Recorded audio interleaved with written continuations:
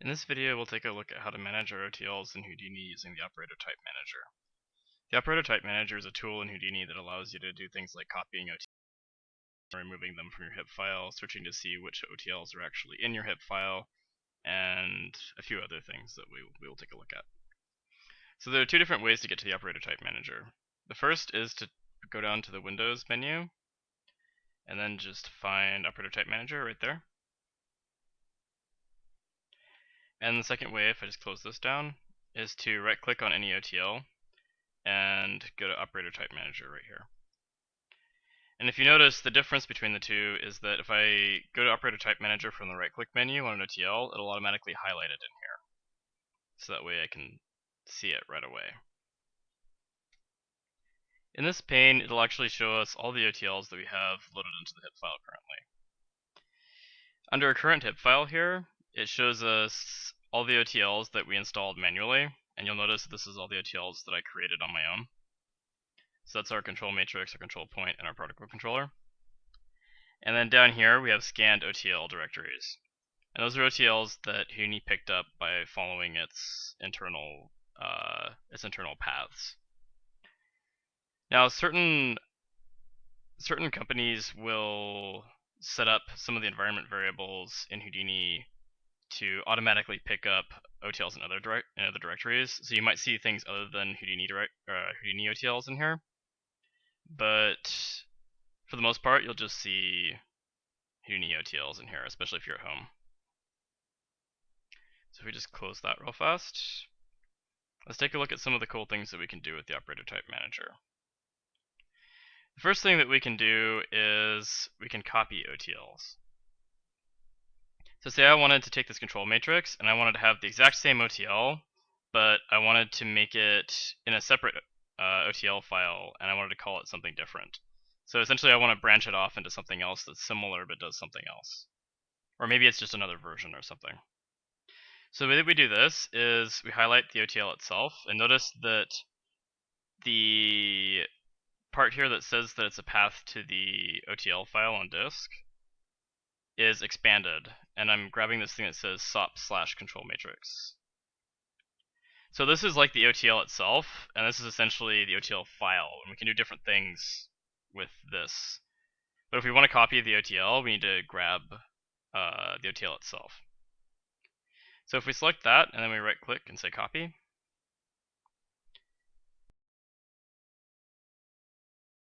we saw when we created OTLs in the first place, then we would call it something else. Let's say control matrix underscore v02. I'm just going to put another underscore at the end so that when we put down the OTL, it'll have an underscore there before it puts on the number. So the first one I drop down will be control matrix v02 underscore 1, and so on. And then I'll just put v02 also. We can put that into the label. And then let's save it somewhere that makes sense, so not here. So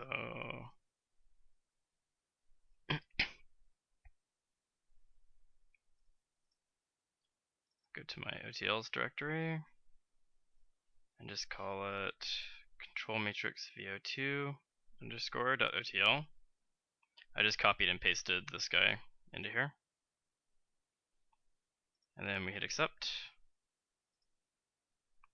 And then if we hit accept again, you'll notice that suddenly we have this extra line here. And we have a path to control matrix v02 underscore .otl in our current HIP file section. And if we expand that, we can see that there's another OTL there. So now if I close the Operator Type Manager, we can take a look. So we can say, so we hit tab and we type control matrix, you can see that suddenly there's a second OTL there.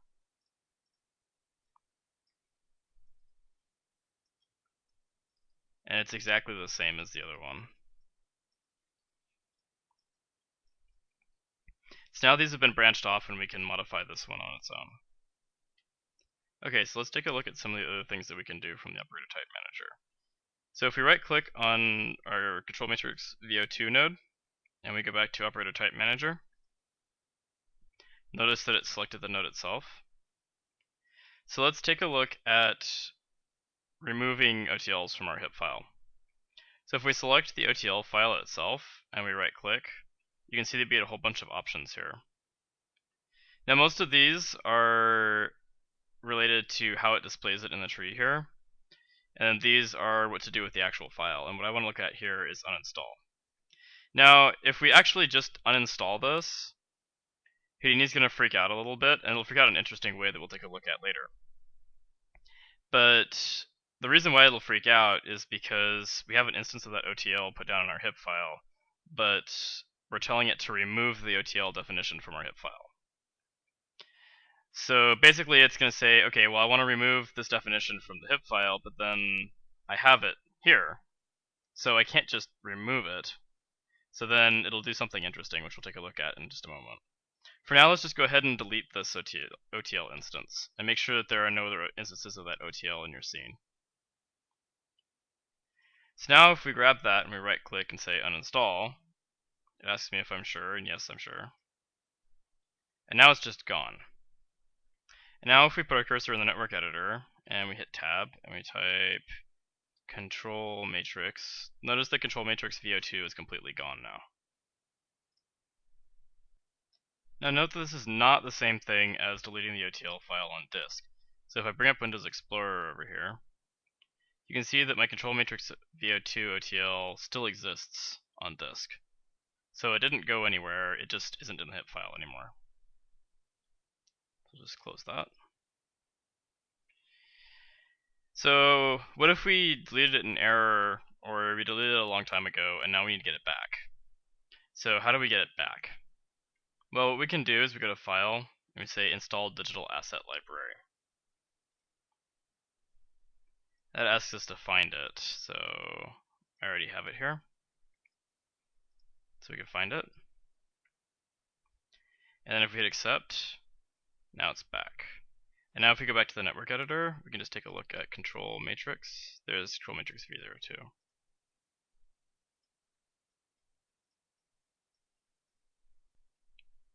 Okay, so let's take a look at what happens if we try to delete this while we have an instance of the node in our scene.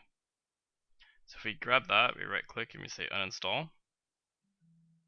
It comes up with the same question, we say okay, and this time I get a little error. And it's saying unable to find dialog script for control matrix v02 at oplib sop control matrix v02.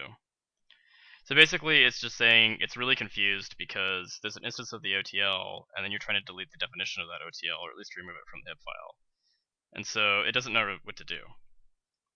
So what it does in that case is it puts it in this special library down here. And notice this is still part of the current HIP file section. And if I expand this library, this is the embedded library. Now we can see where that is.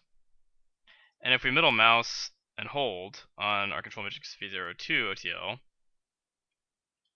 you can see that where it says defined by here, it says embedded instead of a path on disk. And it even gives us a warning saying it's using an incomplete asset definition. So essentially it's just kind of freaking out because of that. And the only way that we can really get rid of this embedded library at this point, you'll notice that if I hit delete and then hit OK, now it just brings up this error again and it's still embedded. So the only way to actually get rid of this at this point is still to delete this instance and then delete the embedded library. Basically what the embedded library is it's OTLs that are saved into the HIP file itself. So essentially your OTL definition is going to travel with your HIP file. Now this might sound like a really cool thing, but it's actually kind of dangerous because what it means is that your OTL definition only lives for that HIP file. You have no way of actually putting the OTL into another HIP file. Any changes that you make in this HIP file aren't going to affect other HIP files, which kind of defeats the purpose of OTLs. For certain purposes though, that might be exactly what you want. So just keep the embedded library in mind. So if you want to create an OTL in the embedded library, let's just take a look at that real fast. So let's scroll over this way a little bit. I'll just make a temporary empty OTL. So if I make a subnet, we can call this test. I'm not going to bother putting anything inside it because we're just going to delete it later. So if we right click on test and we say create digital asset, saying raw btest, I don't want that, so get rid of that. Now we're ready to embed the OTL in our HIP file. So normally with the save to library field, we would click this button and go find a place on disk for our OTL to live in. But instead of doing that, I'm just going to double click in here, and we're going to type embedded with a capital E. And notice that I'm typing this, and it looks exactly the same as it does up here. And if you call it anything else, Houdini will get confused, so you have to call it embedded. If we hit accept now, just hit accept on the edit operator type properties. Now you'll notice that SOP test is in this embedded library, so that means that it's part of the HIP file. Now at this point we probably want to go ahead and get rid of this test OTL because it was really only made for demonstration purposes. So let's just select it here and hit delete. Oh, first we need to actually delete it from the HIP file. So delete the instance there from the network editor, and now select it and hit delete. And there it goes. So let's take a look at how to delete our OTLs off of disk. So the way that OTL files work in Houdini is each OTL file is literally a library, and by that I mean that each OTL file can contain multiple operator definitions in it. Now for the purposes of this course, we're only going to be putting one definition in each OTL file because I think it's less confusing that way. And in fact, most of what I've seen professionally, that's the way that people do it. But just be aware that you can put multiple definitions in each OTL file. So if there were multiple definitions in this OTL file, if we expanded this, we would see multiple definitions in here. So these are all the definitions contained by the file at this path. So if I want, I can just delete them from that file. So let's go ahead and copy control matrix VO2 here. And then I'm just going to grab this, say, bring up the file browser, go back to my OTLs directory, paste .otl, and it's actually still there from last time. Hit accept, and then hit OK. So now it's up here and down here. And if I expand that, you can see that there's another definition here. Now you'll notice that now this one's colored red, and that's because there's two control matrix VO2s in HIP file. So it's coloring it red to tell us that it's not actually using that definition anymore. So notice that even though we have our instance here, I can middle click on it. You can see that it's coming from my path on disk. So I can just go ahead and delete that guy. I'm just going to select it and hit the delete key. And he's gone and Houdini doesn't complain. Okay, so if I want to delete this definition from this OTL file, all I have to do is select here and hit the delete key. And actually, I need to hit cancel here. We need to delete this instance or else Houdini is going to complain and just drop it back into the embedded library. So let's do that first. Delete the instance of the OTL from the network editor.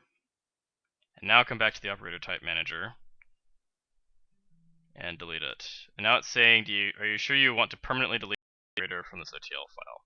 So basically what this is going to do is it's going to delete this operator from this OTL file, and since it's the only operator in the OTL file, this OTL file is actually going to be empty. So if I hit OK, you can see that it's actually gone now. And that's because there's nothing left in that OTL file, so Houdini just uninstalled it.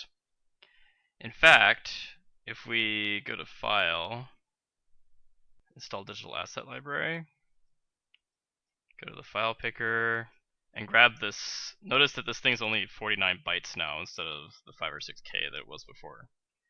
If we try to install it now, it actually comes up with an error because the OTL file is empty. So how do we go about adding our operator back into that OTL file? Well, if we go back to the operator type manager, And we go to find our control matrix node, which is right here. We can just copy it again. Call it underscore vo2 underscore. I'm just going to control C for later. vo2. And then if we go back to the file browser, we can just select this, and Houdini will automatically add it in there. So if we hit accept, and then hit accept again, now it's there, and notice that it's getting it from there. So if we wanted, we could even copy it again, make it v03, but install it to the same path on disk, which is still this control matrix vo2.otl. Hit accept, and now notice that there are two definitions coming from this OTL file. Now, like I said, I think it's a lot less confusing to only have one definition in each OTL file. So we're not going to be working this way for the rest of the course, but just so that you guys know that you can work this way.